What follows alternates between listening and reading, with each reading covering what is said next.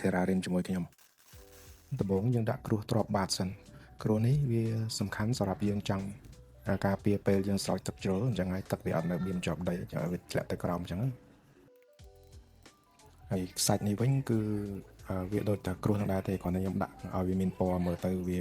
សម្រាប់ decor បន្ថែមអញ្ចឹងណាវាអត់ខុសអីពីគ្រួសប៉ុន្មានទេចំណែកដីវិញយើងគួរតែលាយខ្លួនឯងប្រើប្រាស់ដីណាដែលយើងច្បាស់ថាវាអត់មានពងសត្វឬមួយក៏អត់មានគ្រាប់រុក្ខជាតិផ្សេងៗដែលយើងអត់ចង់បាននៅក្នុងកែវហ្នឹងអញ្ចឹងហើយយើងគួរកុំយកដីកំប៉ុស្តដីអីពីខាងក្រៅមកព្រោះអីច្បាស់ណាស់នៅក្នុងហ្នឹងច្បាស់ជាមានពងសត្វល្អិតផ្សេងៗឬមួយក៏គ្រាប់រុក្ខជាតិផ្សេងៗគ្រាប់ស្មៅក៏បីដែលយើងអត់ចង់បាននៅក្នុងហ្នឹងហើយរុក្ខជាតិដែលខ្ញុំរើសយកមកដាំភាគច្រើនខ្ញុំចូលចិត្តយករុក្ខជាតិណាដែលតូចៗខ្ញុំអត់សូវយករុក្ខជាតិណាដែលយើងដឹងថាវានឹងដុះទៅធំខ្លាំងទេដោយសារកែវយើងតូចអញ្ចឹងហើយ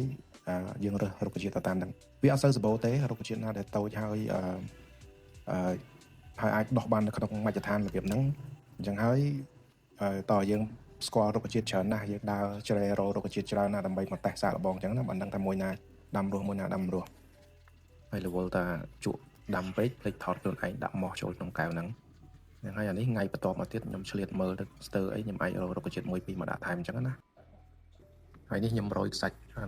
បន្ថែមឲ្យមើលទៅដូចផ្លូវដើរនៅតាមចលងភ្នំអញ្ចឹងណាអានេះជាផ្នែកមួយនៃការតុបតែងរបស់យើងទេវាមិនចាំបាច់អីសម្រាប់ terrarium ទេប៉ុន្តែតាមចិត្តយើងស្រឡាញ់ជាក់ស្ដែងស្រឡាញ់មិនយើងធ្វើអញ្ចឹងទៅវាអត់មានទាស់ខុសអីទេហើយនេះខ្ញុំព្យាយាមដាំឲ្យរង្វិលបំផុតហើយខ្ញុំពីមុនខ្ញុំធ្វើម៉ូដរបៀបភ័យស្ដុកច្រើនហើយលើកនេះខ្ញុំព្យាយាមធ្វើឲ្យមើលទៅសាមញ្ញបំផុតហ្មងអត់សូវមានអីស្ដុកច្រើនទេបាទអរគុណខ្ញុំមានតែប៉ុណ្្នឹងទេមានអីចង់សួរខ្ញុំអាចសួរក្នុង comment បានអរគុណ